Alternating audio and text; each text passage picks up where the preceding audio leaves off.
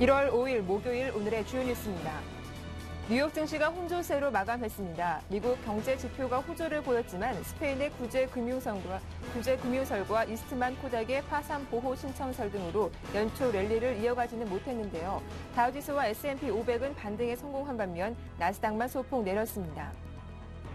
새해 들어 상승 랠리를 계속했던 유럽 증시는 유로존 채무 위기에 대한 우려가 투자자들의 발목을 잡으며 하락세로 거래를 마쳤습니다. 독일이 0.89% 내렸고 프랑스는 이보다 더 크게 1.5%로 하락했습니다. 국제 유가는 이란과 서방 국가들 간의 갈등이 심화되면서 등락 끝에 소폭 상승세를 보였습니다. 달러화가 오르고 전날 폭등에 따른 차익 물량이 나오기도 했지만 EU 회원국들이 이란에 대한 석유 금수 제재 조치에 잠정 합의하면서 국제 유가는 전거래일 대비 26센트 오른 103달러 22센트를 기록했습니다. GM, 포드, 크라이슬러 등 미국 내 3대 자동차 업체 미국 내 12월 판매 실적이 업계 예상을 일제히 상회했습니다. 소비자 심리가 회복되면서 자동차 판매량 증가에 영향을 미친 것으로 풀이됩니다. 스페인 정부가 은행들의 구실 부동산 자산에 대해 추가로 최대 500억 유로의 충당금을 설정하도록 하는 방안을 추진하고 있습니다. 스페인의 GDP 4%에 해당하는 규모로 원화로 치면 74조 8천억 원에 해당하는 금액입니다.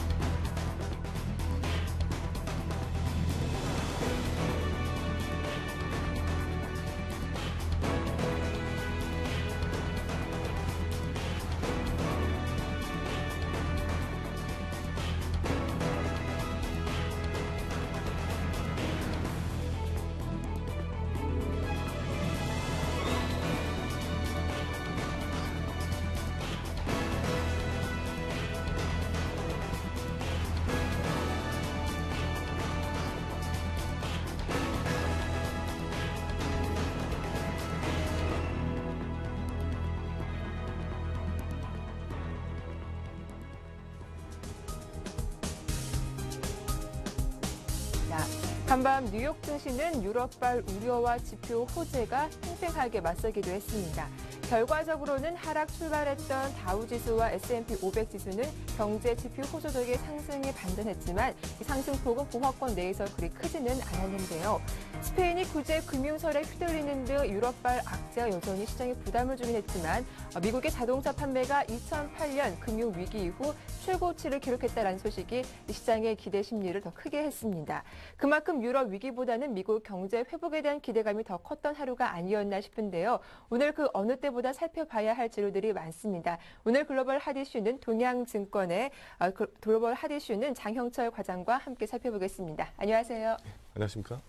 네, 뉴욕 증시 오늘 하락 출발했습니다. 스페인 등 유럽 국가들의 우려가 여전했기 때문인데요. 하지만 미국 경기 지표들 예상보다 더 강했습니다. 상승 반전하는 데 힘을 보태기도 했는데 먼저 자세한 재료들 살펴보기 전에 마감 상황부터 짚어보겠습니다. 예, 일단 뉴욕 증시가 혼조세로 마감하면서 상승폭을 좀 다지고 있는데요. 일단 작년 말부터 이어서 연초까지도 굉장히 좀 우려가 많이 됐던 유로존에 대한 그런 부분은 아직까지 지금 계속해서 이게 이슈가 좀 제기되고 있는 반면에 최근 들어 굉장히 좀 이렇게 호재적인 게 미국에 대한 그 경제 지표들이 굉장한 호조를 많이 보이고 있다는 점이 시장의 우려를 좀 많이 잠식하고 있는데요. 어제 같은 다우지수 같은 경우에는 0.17% 다시 상승했습니다. 12,418.41을 기록했고요. S&P 500, 종합지수라 할 수 있는 S&P 500은 0.02% 상승하면서 1277.3을 마감했습니다. 반면에 나스닥 지수는 0.01% 정도 좀 하락하면서 약보합으로 마감했습니다. 2648.36을 기록했는데요. 일단 독일과 포르투갈에 대한 국채 입찰이 전전일 같은 경우에는 이렇게 호조로 좀 많이 나타나면서 유로존에 대한 그런 부분이 좀 약간 어느 정도 안정을 찾아갔는데요. 어제 같은 경우는 스페인에 대한 구제금융설도 같이 좀 나타나면서 네. 다른 종목들도 좀 이렇게 하락하는 그런 양상을 좀 많이 나타냈던 게 유로존에 대한 좀 하락 쪽으로 좀 이렇게 가닥을 잡지 않았나 그렇게 많이 보여지고 있습니다. 특히 지표에 대한 경제 지표에 대한 개선 부분 자체가 아무래도 시장에 대한 우려 부분을 좀 많이 해소하는 좀 양상을 많이 보였기 때문에 일단 시장에서는 투자 심리 자체는 많이 위축되지 않고 그 연초에 대비해서 그 상승하는 그 꾸준한 그 랠리를 아직까지 좀 이어가는 그런 양상이 좀 보이지 않나 그렇게 많이 좀 보여지고 있는데요. 일단 뭐 유로존에 대한 그런 해법 부분 자체 아직까지는 많이 좀 이렇게 연구도 좀 많이 해야 될 것 같고 아직까지는 많은 그런 해법이 좀 많이 나타나야 되지 않나 그런 식으로 좀 보일 것 같습니다.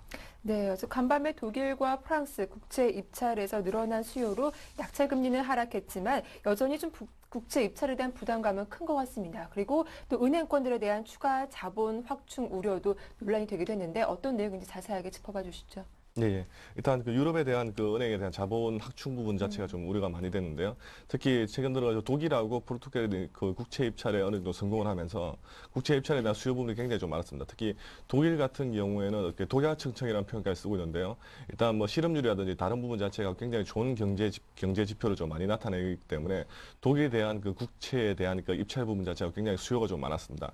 반면에 포르투갈 같은 경우에도 애들에는 그 피그스를 해가지고 일단 유로존에 대한 그런 위기를 같이 한 몸에 좀 받았지만 아직까지 최근 들어 좀 많이 안정을 찾아가고 있는 모습이 많이 나타남에 따라 그 자본 확충 부분 자체가 좀 이렇게 심각한 우려가 아니었는데요. 일단은 그 어제 같은 경우는 스페인 같은 경우에는 구제금융설까지 같이 좀 나타나면서 일단 자본 확충을 그 해야 되는 그 유로존에 대한 국가들에 대한 어느 정도 이슈가 좀 많이 좀 제기가 되었는데요. 일단 뭐 굉장히 좀 많이 이제 크게 좀 나타냈던 게 일단 유로존에 대한 그런 부분 자체가 이제 자본 확충을 통해 가지고 일단은 시중에 대한 그런 부동 자금을 좀 많이 이렇게 좀 잡아 끌어야 되는데 그런 부분 자체에 대한 우려가 좀 굉장히 좀 많이 커진 부분이 아니었나 그렇게 보여지는데요. 일단 뭐 스페인 정부 같은 경우에는 일단은 은행권에 대한 그 부실 부동산 자산이 굉장히 많습니다. 특히 그렇게 많다 보니까 그런 부실 부동산 자산에 대한 그런 충당금을 충당하기 위해서는 자기 자본보다는 아무래도 외부에 대한 그 충당금으로 그러니까 대출을 좀 받아야 되는데요. 일단은 뭐 최대 한 500억 유로 정도 됩니다. 그러니까 원화로 한 74조 8천억 정도 돼요. 굉장히 지금 큰 폭의 그 자금 충당금인데요. 일단 국내에서는 이게 자금을 충당할 수가 없었기 때문에 일단 IMF라든지 아니면 EU로 통해 가지고 일단 자금을 좀 회수하는 그런 부분이 좀 시장에서 좀 많이 제기되어 가고 있는 것 같고요.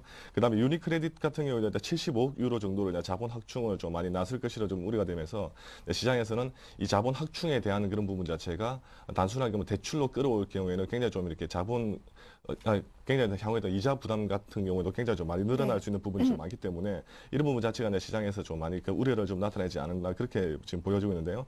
일단은 시중 자체에서는 시중 은행끼리에 대한 그 자금 금액 자체도 뭐 어제 같은 발표에도 불구하고 어제 같은 발표도 지금 시중 은행 간 그 자금끼리 콜 금리도 굉장히 좀 많이 오른 상태에서 시중 은행 간 자금 거래 자체 좀 이렇게 많이 좀 위축될 것이라고 좀 많이 보이고 있고요. 일단은 손을 들 수 있는 게 IMF라든지 EU에 대한 그런 자금 대출불인데요. 이 부분 자체도 이제 쉽게 좀 이렇게 용인할 수 없는 그런 부분이기 때문에 시장에서 많이 좀 우려를 제기하고 있지 않나 그렇게 보여지고 있습니다. 네, 앞서 스페인 말씀하셨는데 이 민간에서 예상했던 규모보다 더 큰 자본금을 충당하겠다라고 밝히기도 했습니다. 이에 따라서 스페인의 구제 금융설이 솔솔 나오고 있는데 과연 또 정부는 반대 입장을 보였다고요? 예, 맞습니다. 일단 정부에서는 강력하게 지금 부인을 하고 있는데요. 일단 앞서 말했다시피 최대한 500억 유로 정도가 되는 금액 자체가 그 스페인에 대한 그 GDP의 한 4%에 정도 해당하는 굉장히 큰 규모이기 때문에 이런 규모 자체를 일단 어느 정도 대출로서 이게 받을 경우에는 어떻게 보면 사실상 구제 금융이라고도 할 수 있기 때문에 일단 이런 부분을 구제 금융으로 만약에 받게 될 경우에는 실질적인 이자 부분 자체도 굉장히 좀 많습니다. 특히 그 자산에 대한 충당금으로 이렇게 대출을 받기 때문에 실질적으로 돈을 갚을 수 있는 그런 여력 자체가 좀 많지 않은 그런 양상을 좀 많이 나타내게 됩니다. 그러다 보니까 이제 시중에서는 어느 정도 구제 금융으로도 좀 이렇게 많이 일각을 하고 있고요. 그러다 보니까 이 이자 부분 자체에 대한 그런 부담이 많이 크다 보니까 오히려 그 IMF라든지 EU로부터 다른 그런 자산에 대한 그 매각 부분 자체도 좀 많이 나타날 거기 때문에 시중에서는 일반 그 국민들을 좀 많이 반발하는 그런 양상을 좀 많이 보이는데요. 일단 정부에서는 많이 강력하게 좀 부인을 하고 있지만은 실질적으로 스페인 정부 입장에서도 그 EU나 IMF 외에는 그 대출을 받을 수 있는 그런 부분이 많지 않기 때문에 이 충당금 자체에 대한 그 설정 부분 자체도 좀 많이 이슈가 좀 제기되지 않을까 그렇게 일단 예상되고 있습니다. 네, 이렇게 간밤 뉴욕 글로벌 증시 악재가 됐던 요인들 자세하게 짚어봤습니다. 이제 호재가 됐던 요인들을 하나씩 짚어볼까 하는데요. 일단 경제 지표들이 상당히 좋았습니다. 미국의 공장 주문이 4개월 만에 가장 좋은 모습을 보여주면서 예상치보다 좋았다라는 이야기도 나오고 있고 또 미국 빅3 업체들도 2008년 이후 자동차 판매량이 최고를 기록했다라는 소식도 들려왔습니다. 먼저 공장 주문부터 한번 자세하게 살펴보죠. 네, 어제 그 공장제 주문 발표가 나왔는데 그러니까 제조업 주문이라도 할 수가 있는데 일단 예상 밖의 호조로 좀 많이 나타냈습니다. 최근 뭐 넉 달간에도 좀 최대로 많이 좀 증가했는데요. 특히 특히 뭐 지난달 같은 경우는 마이너스 0.4% 정도 수준으로 이때 성장을 했지만은 이번 달 같은 경우에는 이때 시중에서 예상했던 것보다 약 좀 상회하면서 한 1.8% 정도 좀 상승을 했는데요. 뭐 최근 들어 제조업 경기가 다시 한 번 더 좀 활성화 좀 많이 나타남에 따라서 이 제조업 수주, 특히 공장제 주문 자체도 좀 많이 늘어나고 있는 양상인데요. 뭐 저번에 발표했던 ISM 그 제조업 지수도 지금 이제 최근에 들어가지고 굉장히 좀 호조를 좀 많이 나타내고 있고, 특히 뭐 어제 같은 경우 발표됐던 건설 지출 같은 경우에도 네. 굉장히 좀 호조를 나타냈기 때문에 연말로 갈수록 연말 쇼핑 시즌에 대한 그런 부분도 좀 부각되고 있지만은 아무래도 연초 대비해서 그 내년에 대한 특히 올해 2012년에 대한 경기 전망 자체를 일부 그 기업에 대한 CEO들이 좀 이게 좋게 봤기 때문에 일단 작년 같은 경우는 매출이 좀 많이 늘어나고 기업들에 대한 단기 순이익이 좀 많이 늘어났음에도 불구하고 기업들이 투자를 좀 많이 실시하지 않았지만 그러니까 작년 말부터 올 초까지 이제 기업들이 투자를 좀 많이 실시하고 있는 편입니다. 그에 따라 이렇게 공장제 주문 같은 경우도 같이 이렇게 큰 폭으로 좀 상승하는 그런 양상을 좀 많이 나타내고 있는데요. 특히 공장제 주문 같은 경우에도 상승폭을 이끌어가는 것 자체가 향후 6개월 내에서는 일단은 경기 자체를 기업들 부분 자체가 경기 자체를 전망을 좋게 보기 때문에 네. 이런 투자자는 그 선순환을 좀 많이 나타낼 수 있는 그런 부분이 좀 많이 나타남에 따라 가지고 시장에서 많이 좀 호재를 좀 많이 나타냈는데요. 특히 어제 같은 경우 발표했던 게 실질적으로 운송 부분을 제외한 공장제 주문 자체가 좀 많이 이렇게 많이 좀 증가했던 그런 부분들 많이 나타냈는데, 일단 비내구재 주문이라고 할 수 있습니다. 그 컴퓨터라든지 아니면 전자제품 같은 일반 그 투자재라고 할 수 있는 그 자본재들이 좀 많이 감소를 했던 게 네. 이제 시장에 좀 약간 좀 이렇게 우려가 서로 좀 그런 모습을 좀 많이 보이는데요. 일단 전문가들의 분석에 의하면은 일단 자본재 같은 경우에는 특히 컴퓨터라든지 전자제품 같은 경우에는 오히려 지금 다른 쪽 특히 뭐 최근 들어가지고 이슈가 좀 많이 됐던 뭐 태블릿 PC라든지 그런 쪽으로 좀 흐름이 많이 나타나기 때문에 단기적으로 일단 주문 자체가 좀 많이 감소하는 그런 양상을 보이지 않나 그렇게 좀 보이고 있고요. 반면에 일단 운송 부분 자체가 좀 이렇게 많이 상승을 했기 때문에 특히 항공 부분에 대한 상승률이 굉장히 많이 컸기 때문에 추가적으로 이게 항공 부분 자체가 일단 여객 항공에 대한 부분보다도 아무래도 상업용 그런 그 항공 수요가 좀 많이 증가했던 부분 자체가 향후에 그 기업들에 대한 물류라든지 아니면 어느 정도 그 생산에 따라 가지고 일단 물류를 이동하기 위한 그런 그 상업용 비행기라든지 그 항공기가 많이 늘어났다는 게 향후 제조업에 대한 그 물류 이동 자체가 좀 많이 증가할 것으로 예상되는 게 시장에서 좀 긍정적인 그런 모멘텀을 좀 나타내지 않나 그렇게 좀 보여지고 있는데요. 일단 일부 전문가들이 굉장히 좀 많이 이렇게 나타내고 있던 게 제조업 부분 자체가 올 초부터 이렇게 상승세를 좀 나타내에 따라 가지고 향후에 그 기업들에 대한 그 어닝 스프라이즈가 다시 한번 더 이렇게 재개될 수 있는 그런 양상을 좀 많이 보이지 않을까 그렇게 많이 보이고요. 특히 고용 지표라든지 이제 다른 부분 자체가 전반적으로 아직까지는 두드러지게 좀 나타내고 않지만 그래도 좀 이렇게 향상되는 그런 부분이 좀 많이 나타남에 따라 가지고 네. 조기에 다시 한번 더 이 제조업 경기에 대한 강한 그 상승 탄력에 따라 가지고 시장 자체가 좀 이렇게 안정을 좀 많이 찾아낼 것이라고 좀 많이 예상하고 있습니다. 네, 이렇게 또 소비 심리가 살아나면서 간밤 미국의 자동차 판매, 빅3라고 불리는 자동차 업체들의 12월 판매 실적도 굉장히 증가했다라는 기분 좋은 소식이 들려오기도 했습니다. 자, 어떤가요? 예, 일단 그 미국의 빅3에 대한 그 자동차 네. 시장 그 자동차 판매 대수도 지금 발표가 됐는데요. 일단 3년의 최대 호황으로 좀 많이 맞았다고 지금 판매를 좀 많이 하고 있습니다. 특히 네. 12월 자동차 판매량이 약 한 9% 정도 상승했다. 1,360만 대 정도 지금 상승을 좀 많이 나타냈는데요. 특히 내수 부분 자체가 특히 지난달 같은 경우는 1,030만 대 정도 나타났지만 이번 달 같은 경우는 1,050만 대 정도로 상승을 좀 많이 했고요. 일단 내수하고 그다음에 수출 전체적인 판매 물량을 따져봤을 때는 1,360만 대, 한 9% 정도 상승하면서 자동차 판매량이 굉장히 좀 많이 늘어났는데요. 특히 미국 자동차 판매 그 내수 부분 자체가 좀 이렇게 늘어났다라고 좀 판단할 수 있는 것 자체가 미국 같은 경우에는 어떻게 보면 자동차가 좀 생활 필수품이지만 최근 들어 금융위기 이후부터 시작해서 이제 그 미국에 대한 그 중고차 판매가 좀 많이 늘어난 반면에 신차에 대한 판매 부분이 좀 많이 저조했습니다. 근데 신차에 대한 판매 부분이 많이 늘어났다는 게 아무래도 가계 소득 자체가 좀 어느 정도 좀 증가하고 그다음에 가계에 대한 그 가처분 소득 자체가 좀 여력이 있다는 게 이제 시장에서 좀 이렇게 면밀히 좀 나타나지 않나 그렇게 보이고 있는데요. 특히 자동차 같은 경우 이렇게 뭐 소비재 중에서도 이렇게 가격이 저렴한 부분이 아니기 때문에 시장에서 이렇게 내수 판매가 좀 많이 증가했다는 것 자체가 향후에도 일단 그런 판매량이라든지 아니면 기업 아니면 그 가게라든지 그런 부분 자체가 좀 많이 안정을 좀 나타내고 있을 거라는 그런 부분이 좀 많이 컸던 게 좀 사실인 것 같고요. 특히 이제 다시 돌아서 빅3에 대한 그 판매 실적 자체가 굉장히 큰 폭으로 턴어라운드됨에 따라 가지고 향후에 일단 물류 이동이라든지 그다음에 다시 한번 그 제조업 경기가 다시 한번 그 강세를 좀 나타낼 수 우려가 좀 많이 나타내고 있을 것 같고요. 특히 이제 뭐 GM 같은 경우는 12월 판매가 한 전월 대비해서 한 4.5% 정도 좀 많이 상승했습니다. 특히 지난해 대비해서는 14% 이상 상승하는 그런 양상을 좀 많이 보였고요. 특히 포드는 12월 판매가 한 10% 정도 상승하면서 예상치인 9%를 좀 9%를 좀 상회했습니다. 특히 크라이슬러 같은 경우에는 12월 판매 대수가 37% 정도 많이 상승했는데요. 네. 특히 크라이슬러 같은 경우는 최근 들어 굉장히 저조한 판매를 보여가지고 특히 이번 달 같은 경우는 다른 빅3에 좀 비슷한 어깨를 좀 많이 겨뤘기 때문에 전반적으로 자동차 빅3에 대한 부분 자체가 고루 판매 자체가 좀 많이 늘어났기 때문에 향후에 대한 경기 일변도가 다시 한번 더 상승세로 좀 많이 나타나지 않을까 그렇게 많이 예상을 하고 있습니다. 네, 이번엔 유럽 증시 상황도 정리를 해보겠습니다.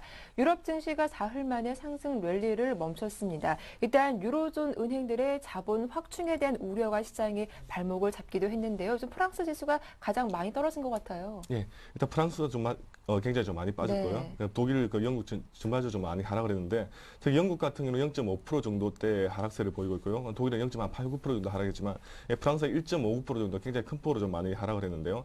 특히 프랑스 같은 경우는 아직까지는 최근 들어 신용 등급 하락에 대한 그런 압박 부분 자체가 좀 많이 남아 있고요. 특히 국채 입찰이라는 부분 자체도 좀 초미의 관심사로 좀 많이 나타내고 있는데 네. 실질적으로 유로존을 이끌고 있는 독일하고 프랑스 중에서도 독일 같은 경우는 국채 입찰을 좀 이렇게 호조를 좀 많이 나타냈지만은 프랑스 같은 경우는 향후에 어떤 양상을 보일까에 대한 그런 우려가 좀 많이 시장이 좀 반영되지 않나 그렇게 좀 많이 보이고 있습니다.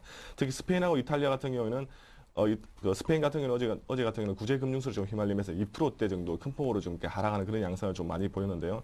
일단 뭐 독일, 포르투갈에 대한 국채 입찰 호조 소식 자체가 유로존 시장을 좀 이렇게 안정세를 좀 많이 이어갈 것이라고 예상했지만은 실질적인 스페인이라든지 다른 국가들에 대한 그런 자본 확충이 좀 많이 우려를 좀 나타냄에 따라 가지고 유로존 전반적으로 좀 이렇게 하락하는 그런 양상을 보이지 않나 그렇게 보여지고 있습니다. 네, 다른 뉴스 소식 살펴보겠습니다. 간밤 유럽 연합이 이란의 석유 수출 금지에 잠정적으로 합의했다라는 내용이 있었습니다. 이란 핵무기 개발을 둘러싼 갈등의 수위가 더 높아지지 않을까 이런 우려의 목소리도 나오고 있는데 따라서 국제 유가 역시 더 크게 올라가는 것이 아닌가 하는 목소리도 나오고 있습니다. 간밤 마감된 상품 시장 어떻게 마감됐는지 정리 부탁드릴게요. 네, 일단 미국에 대한 대이란 조치 중에 하나가 네. 석유 수출 금지 부분이 좀 나타났는데요. 일단 유럽도 같이 동조하는 그런 양상을 좀 많이 보였던 것 같습니다. 특히 유럽 연합 자체가 이란산 석유에 대한 수출 금지 조치를 좀 내리는데 잠정적으로 일단 합의를 하는 것으로 좀 많이 알려지고 있는데요. 일단 이런 부분 자체가 이란에 대한 석유 수입 부분, 특히 이란이 석유를 수출할 수 있는 그런 부분 자체를 많이 금지함에 따라 가지고 국제 유가는 다시 한번 더 상승하는 그런 양상을 좀 많이 보일 것이라고 예상하고 있는데요. 네. 특히 이란 같은 경우에는 사우디아라비아에 의해 가지고 석유 수출이 글로벌적으로 이렇게 약 2위 정도로 좀 나타나기 때문에 굉장히 크게 의존도가 좀 많이 높은 반면에 이란에 대한 석유 수입 자체가 좀 많이 거부될 경우에는 실질적으로 국제 유가를 다시 한번 동반 상승시키는 그런 부분이 좀 많이 나타나고 있는데요. 일부 전문가들은 이에 따라 투기 세력들이 다시 한번 그 유가를 좀 조정할 수 있는 그런 양상을 좀 많이 보이지 않을까라고 좀 내심 우려를 좀 많이 하고 있는 편입니다. 특히 미국이나 유럽 같은 경우에는 이런 부분 자체의 조치도 좀 강했던 게 실질적인 석유에 대한 재고 부분 자체가 많은 국가들이기 때문에 이란에 대한 석유 수출 금지 조치를 내려도 특별한 이슈가 없지만 특히 아시아 국가들 같은 경우에는 아시아 특히 한국 같은 경우에 일부적인 타격을 좀 받을 수 있는 그런 양상을 좀 많이 보이고 있는 게 사실입니다. 특히 우리나라 같은 경우에 한국 같은 경우에는 이런 미국이라든지 EU에 따라서 석유 수출 금지 조치가 좀 내려질 경우에는 어떻게 보면 눈치를 볼 수밖에 없는 입장이기 때문에 국제 유가에 대한 그런 상승 부분 자체가 다시 한번 더 투기 세력들에 의해 좀 이렇게 자지되지 않을까 그렇게 좀 많이 예상을 좀 하고 있는데요. 일단 그런 부분 자체도 좀 많이 체크를 좀 해봐야 될 것 같고요. 일단 이에 따라서 국제 유가가 한 103.2달러로 좀 마감했습니다. 특히 100달러의 선 이상을 좀 이게 굉장히 좀 뚫고 좀 많이 올라가고 있는데 이런 부분이 시장에서 좀 많이 우려되고 있을 것 같고요. 특히 금값 같은 경우는 2주 만에 또 최고치를 좀 경신했습니다. 온스당 1612.7달러로 마감했는데요. 특히 지난달 같은 경우는 200일선을 좀 깨고 내려오면서 어떻게 보면 투기 세력들 금값에 좀 많이 빠지는 양상을 많이 보였지만 최근 들어 유로존에 대한 그런 위기가 다시 한번 나타나면서 안전자산에 대한 수요가 좀 금값을 다시 일으키는 그런 양상을 보이지 않았나 그렇게 예상되고 있습니다. 자, 끝으로 오늘 밤 주요 일정들 어떤 것들이 남아 있나요? 예, 오늘 밤에 굉장히 중요한 지표가 좀 많이 발표될 예정인데요. 특히 이번 주에 발표될 수 있는 고용 지표가 발표될 예정인데 그에 앞서 가지고 ADP 고용 보고서가 발표될 예정입니다. 시장에서는 지난달에 비해서 굉장히 좀 큰 폭으로 좀 하락할 수 있는 양상을 좀 많이 보였기 때문에 좀 우려가 좀 예상되고 있고요. 특히 또 나타날 게 ISM 서비스 지표가 발표될 예정입니다. 특히 어제 같은 경우는 제조업 지수에 대한 그런 부분이 좀 이렇게 강했기 때문에 서비스 지표도 굉장히 좀 큰 폭으로 좀 상승할 것이라고 예상하기 때문에 제조업 경기 부분 자체다 다시 한번 더 이렇게 시장의 상승폭을 좀 이렇게 완화시킬 수 있을 것 같고요. 그다음에 실업수당 청구 건수 같은 경우에도 좀 발표될 예정이있는데요. 특히 오늘 발표된 ADP 고용 보고서에 따라 가지고 이번 주에 발표될 그 고용 지표에 대한 향방을 알 수 있습니다. 즉 최근 들어서 고용 그 실업률 자체가 좀 많이 향상돼 가지고 일단 8%대 후반대를 좀 나타내고 있지만 아직까지 우려 부분 자체가 많기 때문에 일단 고용 보고서에 따라 가지고 이번 주에 나타날 그 고용 지표들 어떻게 발표될지에 따라서 향후의 시장에 대한 그런 상승이라든지 그런 변동성 부분 자체가 다시 체크될 것으로 예상되고 있습니다. 네, 지금까지 동양증권 장형철 과장과 글로벌 핫 이슈 살펴봤습니다. 수고 많으셨습니다. 네, 감사합니다.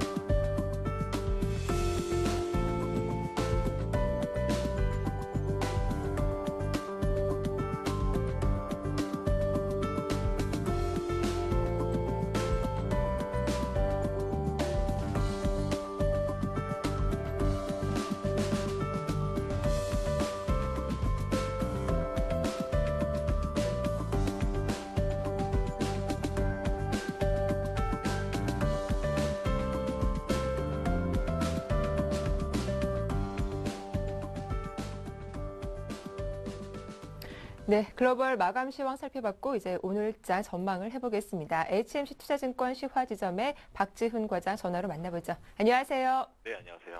네, 간밤 뉴욕 증시 일단 유럽발 우려의 하락 출발했지만 견조한 경제 지표 덕에 상승 반전 성공했습니다. 여기에 좀 의미를 둬야 할까요? 오늘 국내 시장 전망 어떤가요? 네. 방금 언급하신 대로 시장 초반에는 약세를 보였어요. 뭐 스페인 구제금융 신청 루머도 있었고, 네. 이스트먼 코닥의 파산보 신청설. 좀 분위기 좀 안 좋았습니다. 하지만 미국 공장 주문이 한 1.8% 정도 증가하는 그런 모습 보이면서 상승으로 반전하는 그런 모습을 보여줬죠. 물론 11월 제조업 수주가 예상치보다는 하회했습니다. 한 2%를 밑돌았던 부분이 있는데 1.8. 그래도 뭐 견조한 긍정적인 반응을 보여줬다라고 말씀드릴 수 있을 것 같고, 그 다음에 점검할 것들이 결국에는 자동차 쪽도 긍정적인 결과가 나왔다는 거죠. 이것도 상당히 의미 있게 좀 기대했던 부분이 있었는데, 뭐 결과 상당히 괜찮게 나왔죠. 그래서 GM, 뭐 포드, 크라이슬러, 뭐 이 미국 자동차 업계 빅3가 모두 예상을 뛰어넘는 그런 12월 자동차 판매량을 공개를 했죠. 그래서 포드 같은 경우는 10% 증가했고요. 크라이슬러도 37% 증가를 했어요. 그래서 결과적으로 상당히 좀 긍정적인 결과들이 계속 이번 주 내내 미국 쪽에서 들려오고 있죠. EU 쪽도 뭐 요즘에 그 유가 얘기 많이 나오는데요. 12월 지난해 12월 이란의 그 석유 수출 금지 논의했는데 네. 결국 그리스 반대가 했죠. 그래서 무산돼서 제재가 좀 가시화되면서 유가는 좀 급등하는 모습 보여줬는데 여튼 외부적으로는 유럽 문제가 아직 해소가 되지 않았어요. 그래서 이태리가 뭐 2월부터 국제 상황이 집중되어 있는 거 다 아실 테고 계속 1월, 2월 상당히 좀 단기 변동성을 줄 수 있을 것인데 힘을 겨루고 있을 것이다. 그러니까 미국발 호재가 계속 나오고 있고 유럽발 악재는 계속 출회가 되고 있고 상당히 힘겨루기를 하는 모습 그런 계속 나오고 있는 부분이 있고 미국 시장은 현재 대형주 중심으로 좀 시장이 좀 움직이고 있다는 거예요. 중소형주 다소 좀 숨고르게 하고 있는 부분. 오늘도 나스닥도 오히려 다우 대비해서는 약한 모습 보였는데 하여튼 종목별로는 상당히 탄력 있는 움직임을 하나씩 보여주고 있죠. 그러니까 국내 시장과 상당히 비슷한 그런 흐름들이 나오고 있습니다. 그래서 일단 자동차 업종이 오늘 또 미국 시장에서 상당히 긍정적인 결과가 나왔기 때문에 국내 하여튼 뭐 자동차 업종에 대한 어떤 수급도 상당히 괜찮습니다. 그래서 그런 패턴에서 차화정 주도주였던 자동차가 여전히 아직까지 버티고 있는 과정 속에서 다시 한번 좀 상승 가능성은 좀 있지 않겠냐 한번 열어봐도 뭐 무방할 듯 싶습니다. 네, 자, 어제 우리 시장 보면은 전형적인 전강 후약 패턴을 보여주기도 했습니다. 그렇다면 오늘 언급하신 것처럼 자동차 관련주 위주로 좀 베팅을 해봐도 좋은 것인지 오늘 장 전략도 세워봐 주시죠. 예, 저는 오늘까지도 조정이 나올 것이다. 그래서 오늘도 조정이 서서 이제 마무리 단계에 또 진입한다 이렇게 생각을 하고 있고요. 1800과 1900이란 어떤 선을 거서 매매를 될 것 같다. 그러니까 1900에 거의 근접하면서 어찌 보면 이 경기 민감주의 비중을 축소하는 그러니까 트레이딩 셀 전략을 취하시고 1800 정도에 다시 다 조정이 좀 폭이 내려온다라면 그때 다시 또 민감주 비중을 좀 늘리는 트레이딩 바이 전략을 좀 취하시는 게 맞겠죠. 상당히 교과서적인 얘기인데 어찌 네. 보면 지금 업종 특히 이제 경기 민감주 중에 우리가 또 얘기할 수 있는 게 차화정, 화학과 정유주라고 얘기를 할 수 있겠죠. 근데 업황이 상당히 안 좋아요. 실적도 지금 가이던스가 어제 나왔는데 거의 석화 업종이 지금 거의 상당히 안 좋은 결과가 4분기 성적표를 내놓을 거로 예상이 돼요. 그래서 또 내일 또 삼성전자의 또 실적에 대한 가이드라인이 대략 나올 거로 보여지는데 여튼 IT와 기존 주도주의 어떤 그런 상반된 그런 분위기 그런 것들은 주가에 좀 녹아날 수 있겠죠. 그래서 어쩌면 자동차 업종 방금 말씀드렸는데 이것도 하나의 같은 패턴으로 이해하시면 될 것 같아요. 그래서 1900선에 도달할 경우에는 좀 줄이는 전략으로 좀 임하시는 게 맞고요. 경기 민감주라고 하는 거 다시 한번 정리를 해드리면 뭐 IT가 있을 수 있겠고 정유, 화학, 조선, 기계, 건설, 그다음에 경기 방어주는 다소 좀 지수가 높은 때에서 한번 들어갈 수 있는 전략, 음식료, 뭐 패션, 인터넷, 뭐 유통 이렇게 볼 수 있겠죠. 그래서 뭐 그런 식으로 좀 전략을 좀 하시면 될 것 같고 여전히 그 코스피는 당분간 박스권 횡보를 계속 예상을 하고 있습니다. 그래서 1800에 대한 지지력은 좀 이미 확인이 됐어요. 그래서 그런 어떤 판단을 좀 하시면 될 것 같고 이벤트가 이제 계속 오늘도 방금 전문가께서 말씀해 주셨듯이 오늘도 경제지표 고용 쪽에서 잘 봐야 될 것 같고 1월 9일날 독일 프랑스 정상회담, 1월 12일날 ECB 통화정책회의, 그다음에 1월 30일 EU 정상회담. 자, 상당히 굵직굵직한 것들이 1월달에 산재되어 있습니다. 그렇기 때문에 어찌 보면 유로존 이슈에 다소 민감할 수 있는 그런 시점에서 우리 시청자들과 일반 그 투자자들은 일단 일단 대형주는 1900대가 오게 되면 상당히 좀 줄이시는 전략이 맞을 거로 보여지고 지금 뭐 중소형주 얘기 많이 하는데 네. 중소형주 시장이 될 수밖에 없는 것 같아요. 그러니까 돈은 어찌 보면 유동성은 국내 시장에 다소 좀 있다라고 봤을 때 그런 돈의 흐름들이 단순하게 어떤 테마 쪽, 뭐 대선이라든지 뭐 정책, 복지 정책 뭐 이런 쪽이 아니라 이제는 어느 정도 그렇게 뭐 시세가 좀 뽑아냈다라면 이제는 다시 한번 좀 진정하면서 강한 시장 모멘텀이 가미되어 있는 2012년의 새로운 먹거리 테마의 종목들이 꿈틀꿈틀 거릴 수 있다는 점을 좀 이해하시고 신규 신테마에 대한 관심도 좀 가질 필요가 있어요. 예를 들자면 뭐 2차 전지도 그럴 수 있을 수 있고 2차 전지 관련돼서 전기차 같은 그런 어떤 패턴일 수도 있고요. 그다음에 복지라고 해가지고 새롭게 부각되고 있는 것들, 그러니까 새롭게 우리 찾아봐야 되겠죠. 그래서 기업이 턴어라운드되는 재무구조의 어떤 건전성 확보하는 종목들, 섹터들, 그다음에 가이던스가 EPS가 상향되는 업종들, 이런 식으로 다시 패턴을 좀 바꿀 필요가 있지 않겠나 싶습니다. 네, 말씀 잘 들었습니다. 오늘 장 전략까지 세워봤네요. 지금까지 HMC 투자증권 시화지점의 박지훈 과장과 함께했습니다. 도움 말씀 고맙습니다. 네, 감사합니다. 잠시 후 이슈가 이어집니다.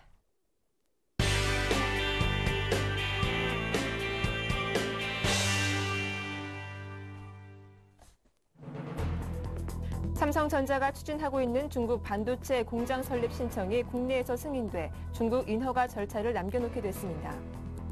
정부가 급락하는 한우 값을 안정시키기 위해 군나병 수입 쇠고기를 한우와 육으로 대체하기로 했습니다.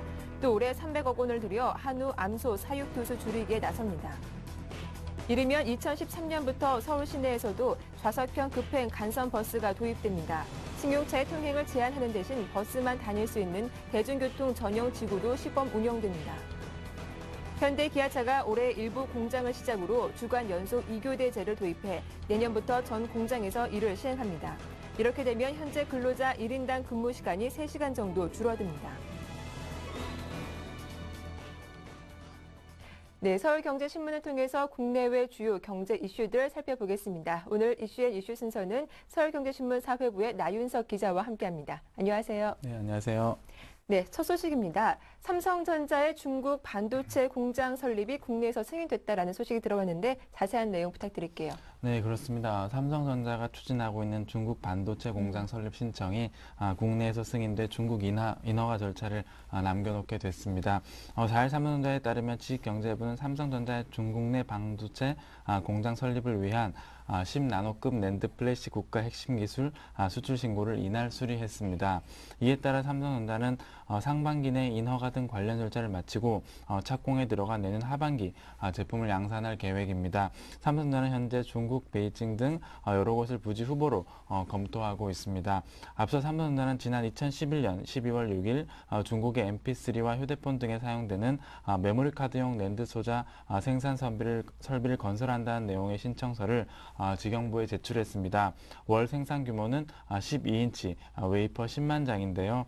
이와 관련해 지경부는 전기 전자 분야 산업기술보호전문위원회를 두 차례 열어 중국 진출의 필요성과 기술 유출 가능성들을 종합적으로 검토해 신청서를 수리했습니다.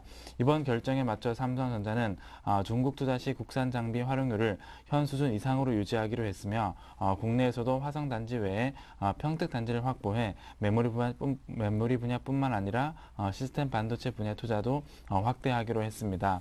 아울러 국내 인력 양성을 전략적으로 추진하는 등 앞으로 국내 반도체 산업을 지속적으로 고도화해 나갈 방침입니다. 네, 앞으로 대한민국 군인들이 수입 쇠고기 대신에 한우로 먹게 된다라는 이야기가 들려왔는데 일단 좀 군대에 있는 장병들을 좋아할 소식이 아닌가 싶습니다. 아무래도 축산 업계들 우려를 좀 덜기 위해서 이런 조치를 취한 거라고요.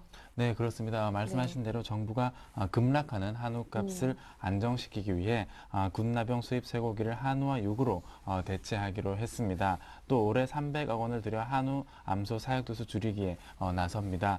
독림수산식품부는 4일 이 같은 내용을 담은 한우 사육 동향 및 속값 안정 대책을 발표했습니다. 우선 농식품부는 기획재정부, 국방부 등과 협의해 군나병 수입 쇠고기를 전량 한 유구 고기로 대체하기로 하고 예산 확보에 나섰습니다. 장병 65만여 명에게 1인당 하루 60g씩 공급해온 돼지고기도 절반 이상을 한우와 육으로 대체하는 방안을 검토키로 했는데요. 산지 속값은 지난 2002년부터 지난해 9월까지 500만 원에서 600만 원대의 비교적 안정적인 흐름을 보였습니다. 하지만 사육두수 급증으로 지난달에 470만 원대로 급락해 축산 기반 붕괴 우려가 제기됐습니다. 현재 소 사육두수는 300만 마리를 넘어 10년 새 116%나 급증했습니다. 특히 한우 암소가 127만 도에 달해 적정 도수를 넘어서 축소 필요성이 커졌다는 게 농식품부의 설명입니다. 따라서 정부는 올해 한우 암소 도태 장려금 지원 예산을 300억 원 투입해 60개월령 이하에는 30만 원, 새끼를 낳지 않은 암소에는 50만 원의 지원금을 지급합니다. 반면 송아지 가격이 일정 수준 밑으로 떨어지면 마리당 30만 원까지 지급하던 생산 안정 자금은 올해부터는 중단됩니다. 한우 소비 확대를 위해 다음 달부터는 암소고기 위주로 한우고기 선물 세트를 대폭 할인해 판매하는 계획도 마련했습니다. 농식품부는 한우고기 수요가 많은 설을 앞두고 차례용과 갈비, 보신, 등심 세트 등 8종류로 구성된 한우고기 선물 세트 5만 세트를 시중가보다 최고 38% 할인해 NH 쇼핑 홈페이지 등에서 판매할 예정입니다. 네, 다음 이슈 살펴보겠습니다. 지금까지는 경기도와 서울을 잇는 그런 광역버스가 있었는데 이제 앞으로 서울 시내에서도 좌석형 간선 급행 버스가 도입된다고요? 네, 그렇습니다. 이르면 2013년부터 네. 서울 시내에도 좌석형 급행 간선 버스가 도입됩니다.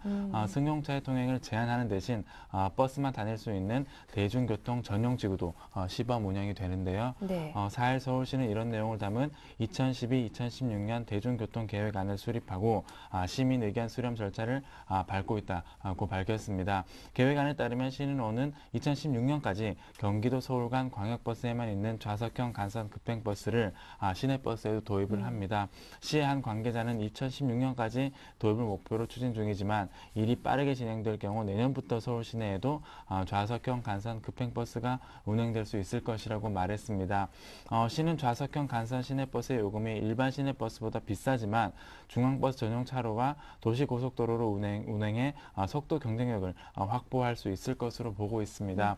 또 시는 특정 지역에서 자가용 승용차 통행을 제한하는 대신 보행자와 버스만 다닐 수 있는 대중교통 전용지구 종합계획도 연내에 수립할 예정입니다. 현재 시범지구로 거론되는 곳은 연세대 정문에서 신촌 로터리로 이어지는 470m 구간입니다. 시는 2013년부터 2014년까지 시범 사업을 벌인 후 문제점 보완, 의견 수렴 등을 거쳐 확대 여부를 검토할 계획입니다. 시는 이달 중 시민, 대중교통시설관리청, 인접시도 등을 상대로 초안에 대한 의견을 수렴하고 시교통위원회에서 심의할 예정이며 이후 다음 달에 국토해양부와 협의를 거쳐 계획안을 확정, 고시할 방침입니다. 네, 마지막 이슈입니다. 현대 기아차 근로자들의 밤샘 근무가 사라진다라는 소식이 들어왔더라고요. 네, 그렇습니다. 네. 현대 기아차가 올해 일부 공장을 시작으로 주간 연속 2교대제를 도입해 내년부터 전 공장에서 일을 시행합니다. 이렇게 되면 현재 주야 맞교대가 주간 연속 8시간에서 9시간 근무로 바뀌게 돼 공장 근로자 1인당 하루 3시간 정도 근무 시간이 줄어든다고 합니다. 즉 밤샘 근무가 사라지는 것이나 마찬가지인데요.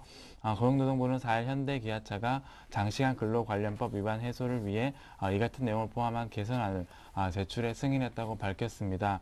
고용부가 밝힌 현대 기아차의 개선안에 따르면 현재 적용 중인 주야 맞교대제는 공장 특성에 맞춰 주간 연속 2교대 또는 3조 3교대로 전환됩니다. 우선 올해 일부 공장에서 도입하고 내년부터 전 공장에서 이를 시행한다는 것이 개선안의 핵심인데요. 현대기아차는 이를 위해 총 1,400여 명의 신규 인력을 오는 3월까지 우선 채용한다는 방침입니다. 실질적인 근로시간 조정을 위해 현대기아차는 그동안 노조 대의원이 관리하던 특근이나 근로시간을 회사 관리자의 승인 하에 대의원이 관리할 수 있도록 했습니다.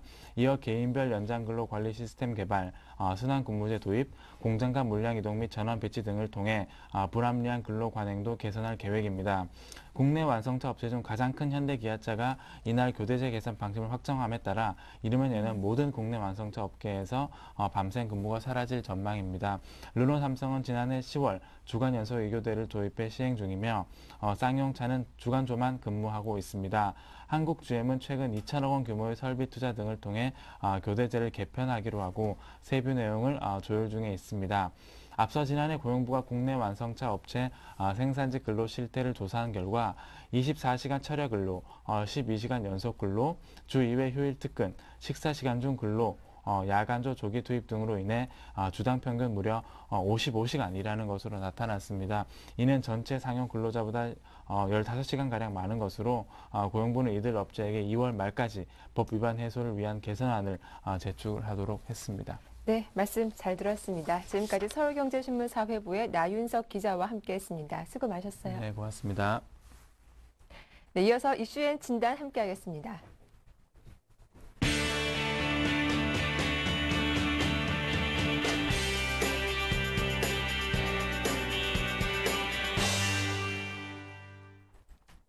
네, 글로벌 마감 상황 살펴보고 이슈들 정리해보고 오늘장 전략까지 세워보는 이슈앤 진단 순서입니다. 오늘 순서는 교보증권 양평동 지점 오기철 차장과 함께합니다. 안녕하세요. 네, 안녕하십니까.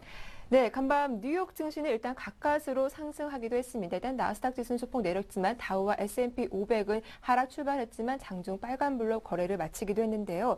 유럽발 우려 여전했습니다. 하지만 경제 지표들 상당히 좋았더라고요. 좀 주목해서 봐야 할 재료들 어떤 것들이 있는지 짚어봐 주시죠. 네, 어제도 일단은 새벽에 끝난 유럽 시장, 미국 시장 같은 패턴으로 움직였습니다. 네. 역시 우려는 유럽에서 또 해결은 미국에서 이렇게 하는 그러한 모습들을 나타냈는데요. 유럽의 재정 위기에 대한 그 심리적 부담이 여전하게 유럽 시장을 좀 짓누르고 있는 모습입니다. 일단은 스페인에 대한 그런 IMF 구제 금융 신청 관련된 소식도 좀 있었고 일단은 정부에서는 부인을 했습니다. 그럼에도 불구하고 CDS 프리미엄이 상승하는 등 일단은 유럽 시장에 대한 그 안정이 아직까지는 좀 유연하다 이렇게 볼 수 있을 것 같습니다. 다만 어제 발표됐던 미국의 제조업 수주 지표라든가 자동차 판매 이런 지표들은 상당히 양호하게 발표가 되면서 어제 미국 시장은 약세 출발을 했지만 일단은 그 하락폭을 다 만회하면서 다우지수 기준으로는 플러스로 마감시키는 그런 모습을 보였습니다. 이런 흐름들이 전반적으로 봤을 때는 이번 주까지 계속적으로 좀 이어질 것 같고요. 6일 발표되는 미국의 고용 지표에 주목을 하면서 당분간은 숨고르게 들어가는 그런 양상을 보일 가능성이 있습니다. 일단 지표의 호조에 따른 일시적인 효과가 호불호로 계속 나뉘면서 유럽에 대한 우려, 미국에 대한 기대 이런 것들이 시장을 계속적으로 좀 리드해 나갈 것으로 보여지고요. 그렇다면 지수로 큰 흐름 박스권 내에서 1800과 1900이라는 큰 테두리 안에서 일단 가두리 안에서 움직일 가능성을 좀 염두에 보셔야 될 것 같습니다. 특히 이제 2월 6일 날 발표된 고용 지표를 앞두고 일단은 눈치 보기 관망 장세가 좀 오늘까지도 이어질 것으로 좀 판단이 됩니다. 네, 사실 어제도 글로벌 재료들은 상당히 강했지만 어제 우리 시장은 전강 후약 패턴의 모습을 보여주기도 했습니다. 오늘도 역시 좀 우려보다는 호재가 더 많았는데 이런 부분 오늘 국내 시장에는 어떤 영향을 줄까요? 일단은 어제 뭐 지수를 예측을 하면서 네. 아침에 좀 강했다가 오후에는 좀 약할 거라고 말씀을 드렸는데요. 네. 외국인들의 매매 패턴을 좀 보면은 어느 정도 힌트를 얻을 수 있을 것 같습니다. 일단은 지수 1900선 초반대에서 외국인들이 콜옵션 매도를 하면서 지수 상방에 따른 그런 해지를 했는데요.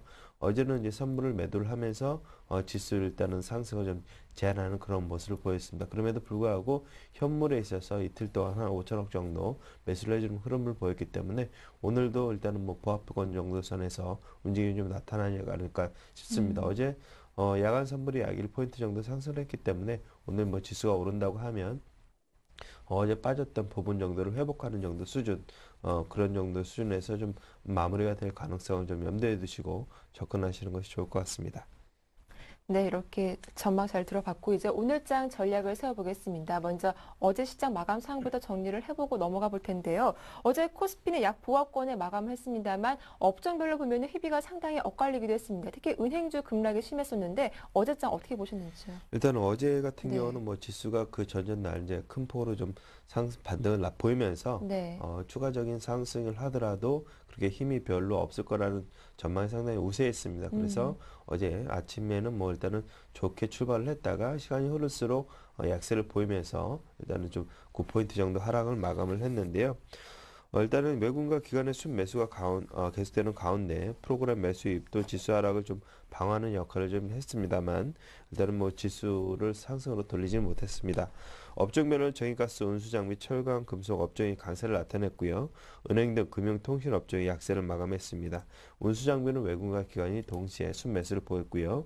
어제 매매 동향을 보게 되면 코스피에서는 기관이 1,000억 원, 외국인이 약 2,800억 정도 순매수를 한 반면에 개는 전일에 의해서 어제도 3,900억 정도 순매도를 보이면서 대응을 했습니다. 마감 지수를 보게 되면 코스피 지수는 9포인트 하락한 1866, 코스닥 지수는 2.4포인트 상승한 516포인트, 원달러 환율은 2월 20전 하락한 1148.6원입니다. 여기서 좀 특이한 것은 코스닥이 코스피와 계속 디커플링 모습을 보이고 있는데 5일 연속 상승하는 그런 기업을 토했고요. 정치 관련주라든가 SNS 관련주들의 흐름이 강세를 보이면서 좀 특이한 하루의 모습을 보였습니다. 네, 어제 장을 보면 좀 대형주보다 중소형주가 더 강하게 움직이는 모습을 보여주기도 했는데 오늘은 좀 어떨지 궁금하기도 합니다. 오늘 장 좀 구체적인 전략과 체크 포인트 어떤 것들이 있을까요? 일단 뭐 시장이 안정을 찾기 전까지는 아무래도 중소형 관련주들이 흐름이 네. 조금 더 나을 것으로 보여집니다. 왜냐하면 국내 시장의 자금의 여력이 한계가 있기 때문에 대형주들은 뭐 최근에 IT, 특히 이제 삼성전자의 흐름이 일단은 가장 중요한데 삼성전자가 어제 하락을 하다 보니까 지수 전체적으로 또 하락하는 그런 모습을 보였습니다. 네. 계속해서 지수 방향성을 이끌어갈 종목은 삼성전자이기 때문에 삼성전자 주가가 약세를 보인다 그러면 다른 종목군들이 올라간다 하더라도 지수는 약세를 보일 수밖에 없겠고요. 일단은 코스피 61선, 1860선과 121선이 1875선 정도 되는데요. 그 자리를 61선을 지지하고 120선을 돌파하는지 여부를 좀 살펴보셔야겠습니다. 그렇지만 오늘 그렇게 보면 강하지는 않기 때문에 오늘도 1860선과 1880선 그 사이에서 주가 흐름이 좀 나타날 것으로 예상이 되고 있고요. 매매 주체별 선물 및 베이시스에 따른 프로그램 동향도 좀 눈여겨보셔야 될 것 같습니다.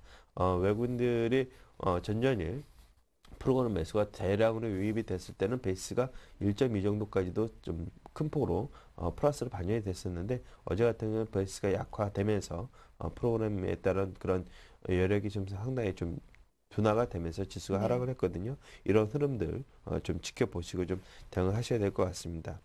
소비와 관련되어서 이제 실적 모멘텀이 부각되는 IT 섹터에 대한 관심은 여전히 유효하고요.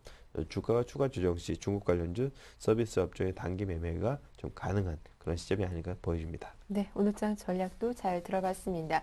이어서 지난 시간 관심 종목 AS를 받아볼 텐데요. SK 말씀하셨죠. 상당히 흐름이 좋았는데 대응 전략 어떻게 세워볼까요? 네, 일단은 SK 지난주 좀 말씀을 드리면서 네. 매수 타이밍에 대해서 잠깐 팁을 하나 말씀을 드렸는데요. 네. 최태원 그 회장과 동생에 대한 그런 구속 여부 관련돼서 지금 이런 기사가 나올 때가 일단은 마무리되는 국면에서 매수 타이밍이 아닌가 이렇게 말씀을 드렸습니다. 그래서 10여만 원 이하에서는 뭐 충분히 매수 접근 해보는 시점이었던 것 같고요. 어제 이제 13만 원을 돌파를 하면서 일단은 종가는 뭐 12만 8천 원에서 마감이 됐지만 최근에 유가 흐름이라든가 그런 모습을 봤을 때 SK는 지금 아직까지도 많은 좀 저평가 구매이다 이렇게 볼 수 있을 것 같습니다. 그래서 목표가를 제시해드렸던 14만 원까지 좀 홀딩하시는 전략이 좀 좋을 것 같습니다. 네, SK는 아직까지 저평가 구간이기 때문에 목표가 14만 원까지 여전히 보유해도 괜찮겠다라는 의견 주셨습니다. 잘 참고하시기 바라고요. 자, 이어서 오늘도 새롭게 관심 갖고 지켜볼 만한 종목은 어떤 것이 있는지 관심 종목 들어볼게요. 예, 오늘 말씀드릴 종목은 포스코 계열사인 포스코 ICT입니다. 네. 동사의 사업 부분은 공장 자동화와 엔지니어링, IT 서비스로 구성이 됐는데요. 과거 이제 포스데이터와 포스콘이 일단은 합병을 하면서 새롭게 나타난 회사입니다. 포스코의 인프라로 구축을 담당하는 종합 엔지니어링 업체로 성장하고 있는데요. 주요 주주는 포스코 외 73.5% 정도를 갖고 있고요. 외국인이 약 1% 정도의 지분을 보유를 하고 있어서 개인들의 매수 여력이 그렇게 크지는 않은 그런 종목입니다. 그럼에도 불구하고 포스코 ICT가 상대적으로 좀 상승할 것으로 기업이 성장할 것으로 주목받는 이유는 포스코 해외 설비 투자 확대의 수혜를 포스코 ICT가 집중적으로 받을 가능성이 있기 때문입니다. 인도네시아와 브라질 등 포스코의 해외 저체수 건설이 지속이 되고 있고요. 포스코 그룹의 국내 캐파 증설이 2015년까지 지속될 가능성이 있습니다. 포스코 건설과 함께 해외 인프라 시장에 동반 진출을 하고 있고요. 이런 측면들을 본다고 하면 이익 성장률은 당분간 100% 가까이 지속될 것으로 보여지고요. 올해 매출은 전년도 1.1조 원에서 1조 6천억 정도 매출이 약 50% 정도 증가할 것으로 보여집니다. 매출 증가와 매출 영업이익 이런 것들이 큰 폭으로 좀 증가를 하는 그런 성장 초입의 단계에 있기 때문에 이런 측면을 본다 그러면 현재 주가가 일단 단기적으로 좀 올라오긴 했지만 추가적인 상승 여력은 충분하다 이렇게 볼 수 있을 것 같고요. 특히 이제 최근에 구글과 협력으로 컨설팅 시스템 구축 등 대외 IT 사업을 확대하면서 추가 성장 동력도 확보를 했습니다. 또한 작년에 3,000기업을 인수하면서 인사후 3명이 이제 폰리텍인데요. 이러한 그 인수를 통한 원전 분야에서도 성장 동력을 좀 확보하면서 여러 가지 측면에 있어서 포스코의 성장과 맞물려서 종합적으로 이제 크게 성장할 수 있는 그런 모멘텀들을 갖췄다 이렇게 볼 수 있을 것 같습니다. 일단 차트를 보면서 말씀을 드리겠는데요. 지난 그 10월달 5,000원대를 저점으로 해서 11월달 10,000원을 돌파를 하면 흐름을 보였었다가 8,000원대 중반대까지 주가가 조정받고 재차 9,000원대를 돌파를 하면서 지지받고 상승하는 모습을 보이고 있습니다. 차트 흐름을 보게 되면 일단은 상승에 따른 조정은 어느 정도 마무리된 것으로 보여지고요. 그렇다면 지금 현재 시점에서는 주가 흐름 추가적으로 양호한 흐름이 나타날 가능성이 있다 이렇게 보시고요. 어제 기관들이라든가 외국인들 매매 동향은 뭐 괜찮았던 것으로 보여집니다. 일단은 금액상으로 보게 되면 외국인들이 어제 43,000주, 기관이 13만 주 정도 매수가 들어왔는데 이런 물량들은 개인들이 이제 매도서 나왔던 물량들을 좀 다 소화를 했고요. 지금 일단은 이러한 차트 본다 그러면 어제 거래량도 좀 상당히 좀 증가가 좋았습니다. 9,000원대를 돌파하는 데 있어서 이런 측면들 본다 그러면 매수가는 뭐 9,000원 부근에서 하면은 큰 무리 없을 것 같고요. 목표가는 13,000원, 손절가는 8,500원 정도 제시해 드리도록 하겠습니다. 네, 사업 다각화에 나서고 있는 포스코 ICT 오늘 관심 종목으로 잘 들어봤습니다. 이슈인 진단 오늘 순서는 교보증권 양평동 지점의 오기철 사장과 함께했습니다. 수고 많으셨어요. 네, 감사합니다. 네, 굿모닝 대박 예감 1부 순서는 여기까지입니다. 저희는 잠시 후 2부로 인사드리겠습니다. 함께해 주셔서 고맙습니다.